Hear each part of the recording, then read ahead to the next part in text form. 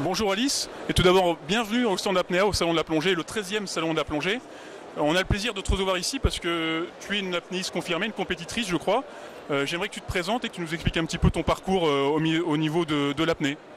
Très bien. Je suis Alice Modelot, j'ai commencé l'apnée il y a 4 ans et j'ai 2 records à mon actif, donc un record en dynamique avec palme avec 173 mètres, un record de France. Et récemment, en septembre dernier, j'ai battu un record de 100 palmes avec 123 mètres en brasse. Et maintenant, la chasse sous-marine me taquine un peu et j'ai envie d'aller essayer ça. Alors, étonnamment, on rencontre quand même très peu de femmes qui pratiquent la chasse sous-marine. Et pour toi, quel est le facteur qui fait que on n'a pas de femmes dans ce milieu-là? Il y a une peur, il y a une méconnaissance de cette pratique. Peut-être pas une peur, ça paraît peut-être pas très féminin d'avoir un fusil et de tirer sur du poisson, mais je pense qu'on a un petit côté masculin qu'on va développer au fur et à mesure et ça commence à venir et je pense qu'on va être de plus en plus nombreuses. Est-ce que tu pourrais un peu nous décrire ce qui se passe en piscine, en compétition, et ce qui peut se passer en mer? Alors oui, c'est tout à fait 2 disciplines différentes. C'est vrai qu'en piscine, on est vraiment à ras le sol et le but c'est plus dans le temps et dans la distance et on fait un effort assez physique. En effet, on n'a pas de moment de repos, tandis qu'en mer, c'est vrai que le plus difficile à gérer c'est la décompression, c'est faire face à la pression qui nous écrase. Ça reste physique aussi, plus on va loin et plus c'est physique.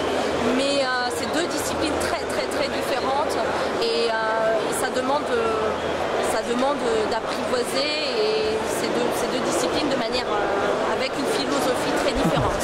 J'ai envie de te demander, pour quelqu'un qui a envie de s'initier ou alors vraiment d'adhérer à cette passion qui est l'apnée, au niveau matériel, ça se passe comment? Qu'est-ce qu'il faut avoir? Et bien justement, on a besoin de pas grand-chose, simplement des palmes, surtout en piscine, un masque, des palmes, ça peut suffire.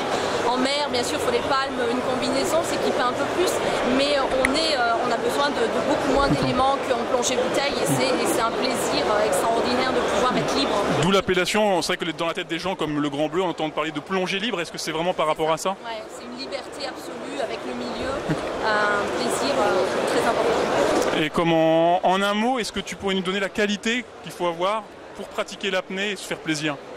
Je pense que l'apnée, c'est avant tout un coup de cœur et moi ça a été vraiment un coup de cœur et c'est comme ça que j'ai réussi à approcher des performances de très haut niveau et que seuls des hommes étaient capables de réaliser et je suis très fière de le faire sans beaucoup d'entraînement. Moi c'est mon mental, ma force et c'est ce qui m'a permis de progresser et un contrôle de soi, une réflexion sur soi. Très bien. Voilà, l'équipe de Dinosaures te remercie pour cette interview. Merci à vous. Merci, à bientôt. Thank you.